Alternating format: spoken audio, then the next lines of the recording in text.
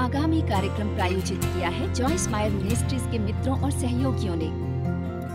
हम जीवन में जितना अच्छा करते हैं हमारा जीवन स्तर उतना ही अच्छा होता चला जाता है। मैं चाहती हूँ आप ऐसे सुने। हम जीवन में जितना अच्छा करते हैं हमारा जीवन स्तर उतना ही अच्छा होता चला जाता है। जितना अच्छा हम जीवन में करते हैं उतना अच्छा हमारा जीवन का स्तर होता चला जाता है। सुना आपने?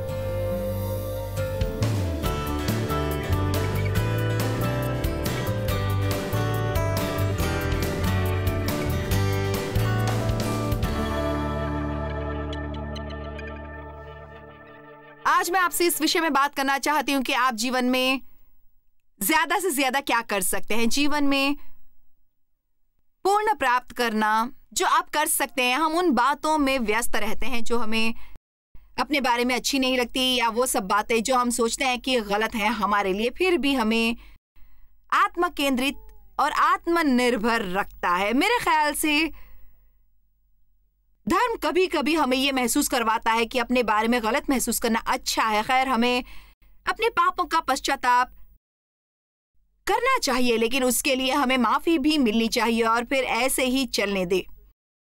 और अगर आप ऐसा नहीं करते तो फिर आप किसी भी तरह से दूसरे की मदद नहीं कर सकते। सुना आपने? मेरी बेटी ने सुबह मेरे साथ एक बात शेयर की। वो उसके साथ हुआ और उसने मुझसे कहा कि इसे शेयर करना मेरे लिए ठीक है। वो एक कॉन्फ्रेंस के बीच में थी। वो मेरी बेटी, इसका मतलब है कि शायद ये उसके मन में है और दूसरे लोगों के मन में भी कि उसे खास अच्छा व्यवहार करना चाहिए। और कल उसे एक छोटा सा फिट पड़ा। वो परेशान हो गई और सच में किसी बात को लेकर खुद से बहुत परेशान हो गई। लेकिन फिर उसने एक प्रकार से अपने बच्चों पर नाराजगी निकाली। क्या आप भी कभी ऐसा करते हैं जब आप सच में इस बारे में बहुत परेशान होते हैं और आप उसे हल करने को तैयार नहीं है तो आप उसे दूसरों पर उतारते हैं, परंतु असल में परमेश्वर आपको अंदरूनी तौर पर इसे हल करने की कोशिश करता है। दोस्त, मैंने ये कई सालों तक किया है। तो सैंडी अतीत में इसी तरह की निंदा भरी परेशानियों का इतिहास था। बहुत सी कानूनी समस्याएं, बहुत सी शारीरिक व्यस्तताएं, और परमेश्वर ने असल में अतीत में उसके लिए बहुत काम किए। मैं कहती हूँ खासकर पिछले कुछ सालों में, और वो सच में ऐसा है। मेरा मतलब, मैंने ये देखा है, मैं इसकी गवाह हूँ। उसने निंदा से आजाद किया। और जब मैं कहती हूँ कि निंदा से आजाद है तो इसका मतलब ये नहीं कि आप कुछ भी गलत करने के लिए आजाद हैं, लेकिन इसका मतलब यह है कि आखिर आपने पा लिया, आप ऐसे हैं, ठीक है, मैं परमेश्वर से प्रेम करता हूँ। मैं वहां नहीं हूं जहां मुझे होना चाहिए, लेकिन परमेश्वर का धन्यवाद कि मैं आगे हूं। मेरा लक्ष्य है कि हर रोज सुबह उठकर थोड़ी तरक्की करूं, और अगर कभी ऐसा दिन हो जब मैं पीछे जाऊं, या शायद और दिन जब मुझे पीछे जाना पड़े, तो मैं इससे अपने को रोकने की कोशिश ना करूं। मैं केवल बढ़ती चली जाऊं जब तक मैं वहां न पहुंचूं जहां यीशु मुझे चाहते हैं। उसने कहा तो ऐसा हुआ। उसने कहा कल उस घटना के बाद, उसने कहा अब जैसे मैं लगभग कैद में हूं तो यहां आने के लिए तैयार होते और कैसा महसूस होता है कि आप क्या करेंगे। तो उसने कहा क्योंकि जो परमेश्वर मुझे दिखा रहे हैं, मैंने अपनी लड़कियों से माफी मांगी, मैंने जिम्मेदारी ली, और मैं सोचती हूँ कि हम सीखें कि अपने बुरे बर्ताव के लिए जिम्मेदारी लें और इसका दोष किसी दूसरे को देना बंद करें जिसमें शैतान भी शामिल है। आमीन। केवल इसलिए कि मैं शैतान जैसा व्यवहार करता हूं इसका मतलब यह नहीं है कि यह शैतान का दोष है। आमीन। तो अब उसने सीख लिया, उसने पश्चाताप किया, उसने परमेश्वर से कहा कि उसे माफ करें। उसने अपनी लड़कियों से कहा कि उसे अफसोस था, और उसने कहा मैं उस गुम्मद में चली गई और उसे रत्ती भर भी निंदनीय नहीं लगा। इससे पहले कि वो गुम्बद के पार चलती हुई जाती, 4 विभिन्न अवसर सामने आए कि किसी के साथ प्रार्थना करें, किसी को उत्साहित करो, किसी को सेवकाई करो, किसी और के साथ प्रार्थना करो। और उसने कहा मैं जानती हूँ कि अगर मैं यहाँ एक अपराधी की तरह आती तो मैं उन अवसरों को पूरी तरह गवा देती, क्योंकि मैं इतनी आत्मा केंद्रित होती कि मैं दूसरे लोगों की जरूरतों को जान ही नहीं पाती, बिल्कुल भी नहीं। अब मैं इसी विषय पर बात करूंगी, इसीलिए हमें इस पॉइंट पर आना है जहां हम इस बकवास को रोक सके और परमेश्वर से बात करेंगे। आखिरी बार मैं आज आपसे कह रही हूं, आप विस्मयकारी हैं, ये ऐसा नहीं है। ये आपका आखिरी मौका है, उसे ले लो। आप विस्मयकारी हैं, आप अद्भुत हैं, आप गजब हैं, आप बचा लिए गए हैं, आप परमेश्वर के साथ हैं, आप योग्य हैं। मेरा मतलब है परमेश्वर के पास आपके जीवन के लिए अच्छी योजना है। अब जबकि मैं जानती हूं कि मैं मसीह में कौन हूं। ये सब हो गया है। आप में से कितने इसे समझ गए हैं? कितने समझ गए हैं? ये पूरा हुआ, यीशु ने मुझे चुना है। आमीन। ठीक है, परमेश्वर मुझ पर नाराज नहीं है, वो मेरे साथ काम करेंगे। हम परमेश्वर को बाहर नहीं रख सकते। आप में से कितने ये जानकर खुश हैं कि हम परमेश्वर को बाहर नहीं रख सकते? उसने अधिक सहन शक्ति दी है जितनी आपको समस्याएं थी उससे ज्यादा। तो अब सवाल यह है कि जिसके साथ मुझे आपको छोड़ना है कि अब जब मसीह ने हमारे लिए ये किया है तो हम उसके द्वारा क्या कर सकते हैं?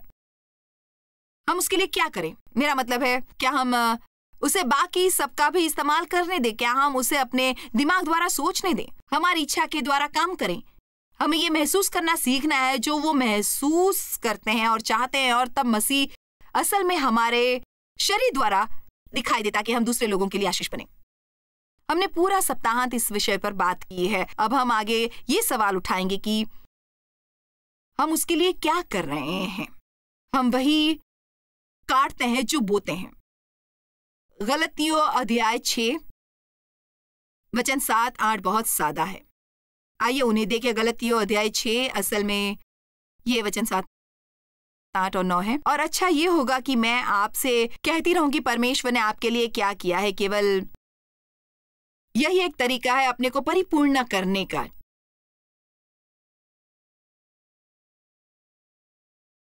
ठीक है, धोखा न खाओ, परमेश्वर ठट्ठों में नहीं उड़ाया जाता। अपेक्षा, नफरत, मजाक केवल झूठे दावों और कामों से या उसके निर्देशों को एक तरफ रख दें। देखो, हम नहीं कर सकते। आप जो चाहते हैं उसे पाने का कोई दूसरा तरीका नहीं है परमेश्वर के मार्ग के बिना। आप परमेश्वर के निर्देश एक तरफ नहीं रख सकते और हम परमेश्वर के निर्देशों को एक तरफ नहीं रख सकते और फिर ये सोचे कि शायद हम अपने तरीके से काम करेंगे, वो परमेश्वर के तरीकों से ही होगा, या फिर उसके निर्देशों को एक तरफ करके वो अपने आप को धोखे में रख रहा है, जो परमेश्वर को धोखे में रखने की कोशिश करता है, क्योंकि मनुष्य जो कुछ बोता है वही काटेगा। और यहां ये एकदम सही है, क्योंकि जो अपने शरीर के लिए बोता है, नीच स्वभाव, कामुकता, वो शरीर के द्वारा विनाश की कटनी काटेगा। जब मैं शरीर में चलता हूं जो मिलकर बना है, मेरी आत्मा और शरीर के उन हिस्सों से जो क्रूस पर नहीं चढ़े, तो जब बाइबल ये शब्द इस्तेमाल करता है शरीर, तो ये हमारे उन अंगों के बारे में बोल रहा है, वो अंग जिन्हें हमने परमेश्वर के लिए छोड़ नहीं दिया है। यदि मैं शरीर में चलता हूं तो मैं विनाश की फसल काटूंगा, मुझे और कुछ नहीं मिल सकता। यदि फिर भी मैं आत्मा में चलता हूं या पवित्र आत्मा के नेतृत्व का पालन करता हूं, जैसा कि इस विषय पर हम बात कर रहे हैं, तो मैं जीवन की, अनंत जीवन की फसल काटूंगा। यदि हम आत्मा में चलते हैं तो हमें एक अच्छा जीवन मिलता है जो कि संभव तो हम पा सकते हैं। यदि हम शरीर में चलते हैं तो ईमानदारी से फिर भी आप स्वर्ग में जा सकते हैं, लेकिन शायद आप अपनी यात्रा का आनंद न ले पाए। फिर भी आप स्वर्ग में जाएंगे, लेकिन शायद आप अपने साथ किसी दूसरे की आत्मा को नहीं ले जा पाएंगे, प्रभावित नहीं कर पाएंगे। मैं अपने साथ किसी को लेकर नहीं जा रही थी और शायद मैं संभवतः कुछ लोगों को दूर कर रही थी। तो वचन 7 में, धोखा न खाओ, परमेश्वर ठट्ठों में नहीं उड़ाया जाता। वचन 8, क्योंकि जो अपने शरीर के लिए बोता है वो शरीर के द्वारा विनाश की कटनी काटेगा, और जो आत्मा के लिए बोता है वो आत्मा के द्वारा अनंत जीवन की कटनी काटेगा। वचन 9, हम भले काम करने में हियाव न छोड़े और थके नहीं, तो ठीक समय पर कटनी काटेंगे। अगर हम हियाव न छोड़े और ढीले न पड़े, साहस न छोड़े। इसलिए यहाँ जमीनी हकीकत है और ये मेरे मन में बहुत गहरी है और मुझे ये पता है, मुझे पता है। मुझे फर्क नहीं पड़ता कि किसी व्यक्ति का जीवन कितना बिगड़ा हुआ है। यदि आप चुनने की शुरुआत करते हैं सही चीज करने की, पवित्र आत्मा की मदद से, जो कभी भी हम सही काम करने का चुनाव कर सकते हैं, मैं आपको बता दूं कि परमेश्वर हमारी सहायता करेगा और जब कभी हम उससे सहायता मांगेंगे वो सहायता करेगा। परमेश्वर का अनुग्रह हमारे जीवन में बहुतायत होगा और हम उसे करने के योग्य होंगे। अब सुनिए मैं क्या कहने जा रही हूँ। जो कोई भी सही काम करने का लगातार चुनाव करता है, बार बार बार बार बार बार, आप सफल जीवन में सफल फसल काटेंगे। शायद ये वास्तव में उस समय ना मिले जब आप चाहते हैं, लेकिन यदि आप अपने साहस में चुकते नहीं और यदि आप छोड़ते नहीं और ढीले नहीं पड़ते और हिम्मत नहीं हारते, आप खराब चीजों को उलट देंगे जो आपके अतीत में बोए थे और आप जीवन में अनुग्रह की फसल काटेंगे। ये ऐसा नहीं है कि हम जो एक बार सही करते हैं उससे अंतर पड़ता है। यह ऐसा है कि हम बार बार बार बार बार बार सही करते हैं। मैं मानना चाहूंगी कि यहाँ ऐसा कोई है जो रुकने वाला है, क्योंकि देखिए मैं यहाँ क्यों हूं।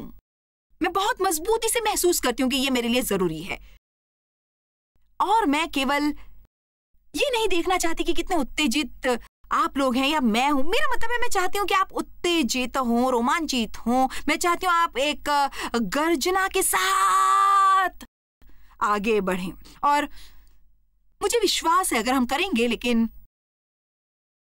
मुझे आपको इससे ज्यादा देना है जिसके आप हकदार हैं। क्योंकि जब ये खत्म होता है और आप घर जाते हैं और यहाँ उजाला नहीं होता और संगीत भी यहाँ नहीं होता, अगर आप समझ नहीं रहे कि मैं आपको आज क्या बताने की कोशिश कर रही हूँ, तो शायद मूलतः आप रोमांच में हैं और एक पार्टी में है, लेकिन हमेशा के लिए कुछ नहीं बदलता। इसलिए आपको समझने की जरूरत है कि आपको तैयार रहना है। आप मुझे सुनिए और इस पर हम और बात करना चाहेंगे और मैं नहीं चाहती कि ये नकारात्मक सुनाई दे, लेकिन आपको तैयार रहना है विरोध के लिए, क्योंकि शैतान कोशिश में है कि आपको बदलाव करने से रोके, पूरी तरह से रोके। आप इसको लेकर उत्तेजित न हो, आइए भी, वो आपको रोकेगा और आपके विरुद्ध खड़ा होगा। और पौलुस प्रेरित ने कहा है, मेरे सामने अवसरों को एक बड़ा द्वार खुला है और उसके साथ बहुत से विरोध भी, लेकिन यदि आप दृढ़ हैं और यदि केवल ये कहते हैं शैतान जा अपने को फांसी पर लटका ले, मैं छोड़ूंगा नहीं। मुझे समय रहते ही चेतावनी मिल गई थी कि तू मेरा पीछा करेगा और अब मैं हारा हुआ नहीं हूं। मैंने पहले ही पुस्तक का अंत पढ़ लिया है और तू सच में एक हारा हुआ दुश्मन है और मुझे बस ये करना है कि तुझे तेरी जगह पर रखूं। इसलिए मैं कहती हूं शैतान तू मेरे पीछे हो जा और मेरे रास्ते से हट जा। मैं परमेश्वर की ओर बढ़ रहा हूं और मैं वही बनूंगा जो परमेश्वर चाहता है कि मैं बनूं और मैं वही सब करूंगा जो परमेश्वर चाहता है मैं करूं। और ये बहुत जरूरी है कि हम सीखें कि हमारा व्यवहार आक्रामक विश्वास वाला हो। मैं आपको कुछ बताना चाहती हूं जो अभी पिछले सप्ताह मेरे साथ हुआ। मेरे ख्याल से ये एक अच्छा उदाहरण होगा आपके लिए। मैं अपनी पुस्तकों पर बहुत मेहनत करती हूँ। जब आप 75,000 शब्दों की पुस्तक लिखते हैं और आप जानते हैं आप उतनी ही लिख चुके हैं जितना कि मैंने लिखी है, मेरा मतलब है, तो आपको चारों ओर थोड़ी और खोदने की जरूरत है ताकि नई कुछ चीजें मिल सके, नई सामग्री मिल सके जो सच में लोगों को आशीष देता है। इसलिए ऐसा नहीं है जैसा आप जानते हैं कि पिकनिक है और ये करने के लिए बहुत काम करना पड़ता है, तो ये स्वाभाविक है। कोई भी जब आप कड़ी मेहनत करते हैं तो आप उसका अच्छा फल पाते हैं। मैं उपलब्धियों को ऐसे ही हासिल करती हूँ और दूसरे भी ऐसे ही करते होंगे। मुझे फल देखने की जरूरत है, तो मैं सोचती हूँ कि हम सब ऐसा ही करते हैं एक विशेष स्तर तक, परंतु बहुत से ए टाइप के पर्सनैलिटीज होते हैं। आप जानते हैं मैं केवल काम करूंगी जब तक कि मुझे थोड़ी सी बढ़त नहीं दिखाई देती। लेकिन कभी कभी जब मुझे ऐसा नहीं दिखता तो उस वक्त हतोत्साहित होना बहुत आसान हो जाता है। प्रकाशक चिंतित था, ऑफिस में ऑर्डर नहीं मिल रहे थे। ऐसा खैर क्या गलत हुआ, क्योंकि आप जानते हैं कभी भी शुरुआत में आपको बुरी रिपोर्ट भी मिलती है। तो यहाँ पर क्या हो गया, तो जब भी रिपोर्ट लेने नहीं जाते तो आपको क्या लगता है, आप डॉक्टर के पास रिपोर्ट लेने जाते हैं और आपको लगता है कि बुरी खबर होगी और आप रिपोर्ट लेने नहीं जाना चाहते, तो आप क्या करते हैं? आपको विश्वास करना चाहिए, ये सुनिश्चित करना चाहिए कि आप काम तो करें, फोन बजता है और ये एक अच्छी खबर होती है। तो कुछ तरह की रिपोर्ट्स होती हैं जो आप पसंद नहीं करते। मैंने शुरुआत की थी, ये आपको मदद करेगा जब आप घर जाएंगे। आपको पता है परमेश्वर, मैं इन पुस्तकों पर बहुत मेहनत करती हूँ, बहुत मेहनत करती हूँ। Please please please please please please please. और मैंने पवित्र आत्मा को कहते हुए महसूस किया, उधर मत जाओ। मुझे एक निर्णय लेना था, मैं या तो अपनी भावनाओं के साथ जाऊं या परमेश्वर के वचन के साथ जाऊं। चलिए भी, मैं अपनी भावनाओं के साथ जाना चाहती थी। मेरा एक हिस्सा था, मेरा ये हिस्सा, मैं चाहती थी कि मैं अपने ऑफिस में बैठकर जी भरकर रो लूं। ओह परमेश्वर, मैंने इतनी कड़ी मेहनत की, मैंने लगभग 40 साल तक कड़ी मेहनत की, लेकिन मेरा ये हिस्सा, ऐसा कि बंद करो ये सब। सबसे पहले, अगर मेरी एक पुस्तक पूरी तरह से असफल हो गई तो क्या हो गया? मैं दूसरी लिख सकती हूँ, मैंने और अच्छी पुस्तकें लिखी हैं। मुझे इस तरह परेशान होने की जरूरत नहीं है, मुझे इस तरह का व्यवहार करने की जरूरत नहीं है। लेकिन मैंने अपनी आत्मा में महसूस किया कि परमेश्वर चाहते हैं कि मैं उत्तेजित हो जाऊं, विश्वास में उत्तेजित, शारीरिक रूप से नहीं, विश्वास में उत्तेजित। और इसमें एक बड़ा फर्क है। और इसलिए मैंने शुरू किया, मैंने अपने कन्फेशंस का हिस्सा लिखा। मैंने लिखा कि मुझे विश्वास था कि वो पुस्तक बहुत ज्यादा अच्छा करेगी। मैंने लिखा कि क्विट करने वाली नहीं हूं मैं, हार मानने वाली नहीं हूं मैं, और मैं हारूंगी भी नहीं। मैंने काफी कुछ लिख दिया उस बारे में। मेरी पुस्तक की बिक्री 50% बढ़ गई और अत्यंत मात्रा में और भी आ गया। आपको अपने आप से लड़ना है, आप बस केवल बैठकर रोते नहीं रह सकते। मैंने कहा तुम्हें अपने लिए लड़ना है, उठो। और 4 दिन के बाद, मेरा मतलब है, मैंने बाइबल के हर वचन में पाया परमेश्वर कितने महान है। वो महान है। मुझे ये उससे जो संसार में है, शैतान झूठा है, परमेश्वर में सब कुछ संभव है। जो मनुष्य के लिए असंभव है वो परमेश्वर के लिए संभव है। मेरा मतलब है, वचन के साथ संघर्ष कर रही थी कि आप मुझे सुन रहे हैं। यदि आपको कभी भी विजय चाहिए तो आपको गुलायत का सामना करना होगा और उसे हराना होगा।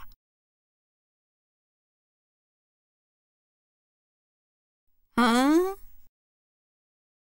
खैर, मैंने परमेश्वर से कहा मेरी सहायता करे। खैर, आपको पता है, कभी कभी जब आप परमेश्वर से आपकी सहायता करने के लिए कहते हैं, मैंने परमेश्वर से कहा मेरी सहायता करे, तो उन्होंने मुझसे कहा कि ऑफेंस पैदा करो और या फिर अपनी कोई और चीज, बीज बो, तुम्हें फल मिलेगा। आओ भी, किसी भी चीज का त्याग करो जो तुम्हें पसंद नहीं है, मुझ पर भरोसा रखो।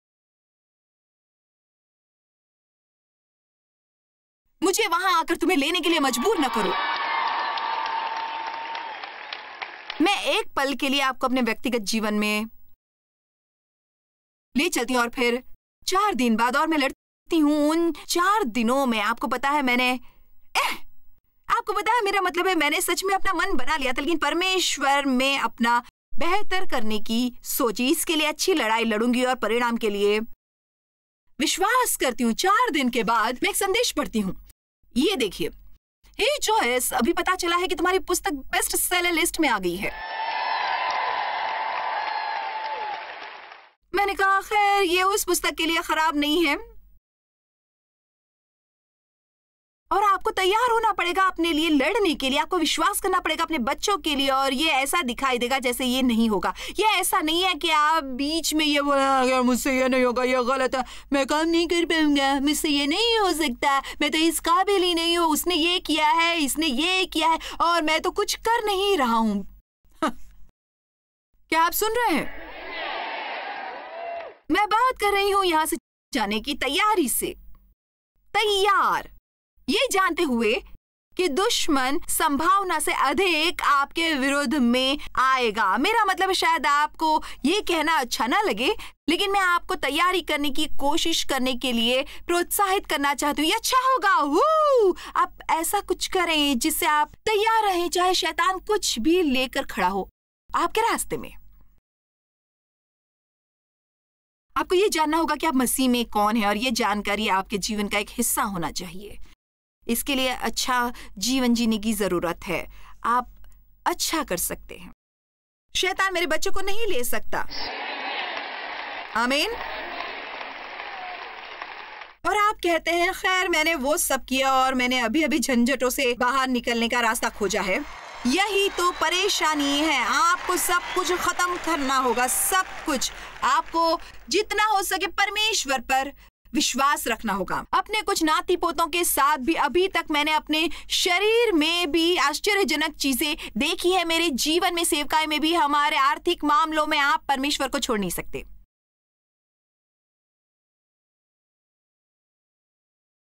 जब उसने अनुयायियों को नाव में बैठने को कहा, जिसका जिक्र मरकुस अध्याय 4 में है, जब वो नाव में बैठ गए तो उसने कहा आओ हम पार चलें। मुझे ये पसंद है, आओ हम पार चलें। आप जानते जब परमेश्वर कुछ कहते हैं तो असल में उसका असली मतलब होता है। खैर जब वो नाव में निकले और झील के बीच में पहुंचे तो एक बड़ी आंधी तूफान आया और यीशु उसी समय सो रहे थे। खैर क्या ये अच्छा नहीं है? आपने कभी महसूस किया है कि आप गहरी मुसीबत में हैं, आप तूफान से घिरे और परमेश्वर झपकी ले रहे हैं? कभी कभी ऐसा हो सकता है, आपने महसूस किया होगा। केवल हमें थोड़ा सा तनाव में डालने के लिए। ईमानदारी से कहूं तो मेरे लिए ये एक छोटा सा अच्छा इम्तिहान था। ये मेरे लिए अच्छा था। सिर्फ एक प्रकार से कहूं कि नहीं, मैं नहीं छोड़ूंगी। मैं सर्वोत्तम जीवन के लिए विश्वास करूंगी जो संभवतः मेरा हो सकता है। और जब मैं कड़ी मेहनत करती हूँ तो अच्छे परिणाम देखने की आशा करती हूँ और इसमें कुछ गलत नहीं है। और आपको भी ऐसा ही करने की जरूरत है। जब आप कड़ी मेहनत करते हैं और बहुत अच्छे बीज बोते हैं और अच्छी फसल के लिए तैयार रहते हैं।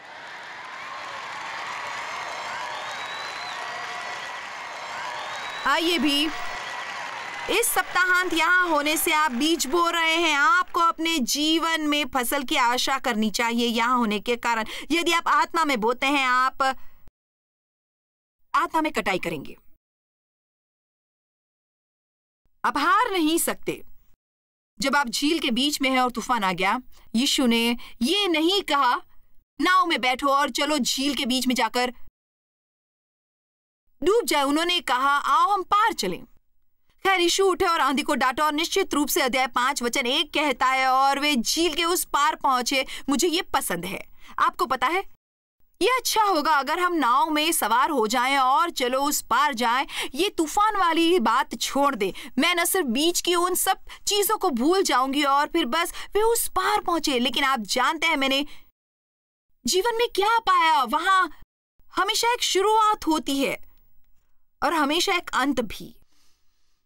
आपको पता है समस्या क्या है? कुछ एक ऐसी मध्य से गुजर पाते और ये एक पूरा सच है। कुछ एक ही मध्य से गुजर पाते हैं और मैं अपना काम करूंगी। मैं उन लोगों में से एक हूं जिन्हें परमेश्वर ने आपको वचन सिखाने की आज्ञा दी है और इसलिए मेरी सहायता करें अगर ये आखिरी काम हो जो मैं कभी करूं। मैं आपकी मदद करूंगी कि आप मध्य में से गुजर सकें। मैं आपकी मदद करूंगी आपको सच्चाई बताकर मध्य में से गुजारने के लिए। और मैं आपको बता सकती हूं चाहे आप ये महसूस करें कि यीशु नाव में सो रहे हैं, नहीं, वो नहीं, वो बिल्कुल वहां है। उनकी नजरें हर समय आप पर हैं। अब वचन 7 और 8 में बोने के विषय में बताया गया है और वचन 9 में अच्छे कामों के विषय में वर्णन किया गया है। वो कहता है भले काम करने में हियाव न छोड़ें। अब हम जीवन में जितना अच्छाई करेंगे उतना ही हमारा जीवन का स्तर अच्छा होगा। मैं चाहती हूं आप इसे सुने। हम जीवन में जितना अच्छा करेंगे हमारा जीवन स्तर उतना ही अच्छा होगा। हम जितना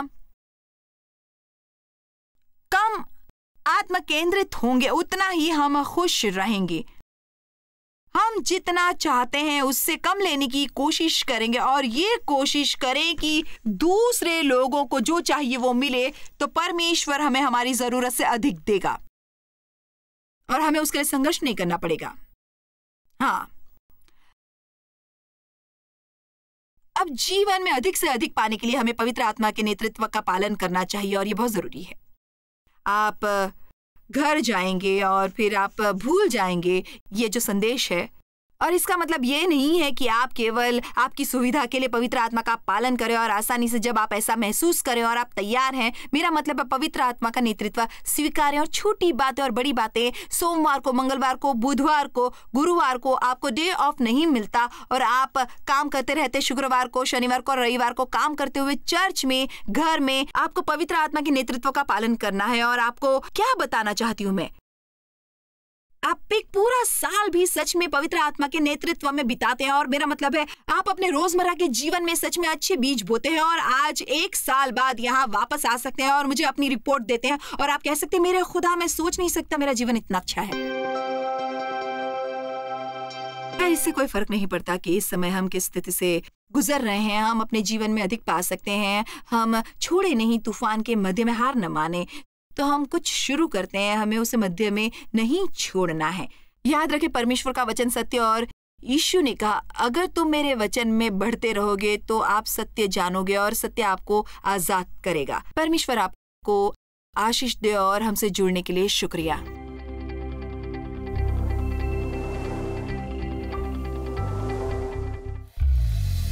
जॉयस मायर मिनिस्ट्रीज में आप हमारे लिए बहुत ही कीमती हैं, जितना कि आप जानते हैं। हम आपकी सराहना करते हैं और इस सेविकाई को दुनिया भर में संभव बनाने के लिए हम अपने दोस्तों और सहभागियों को धन्यवाद देते हैं। हम साथ मिलकर भूखों को खाना खिलाते हैं, गरीबों को कपड़े देते हैं और कई देशों में सुसमाचार बांटते हैं। अपना प्रार्थना निवेदन भेजने के लिए कृपया आज ही संपर्क कीजिए। हमारे स्रोतों के बारे में और भी जानिए। जॉयस की सभाओं की सूची देखिए हमारे साथ सहभागी बनने के लिए, क्योंकि हम दुनिया भर में मसीह के प्रेम को बांटते हैं।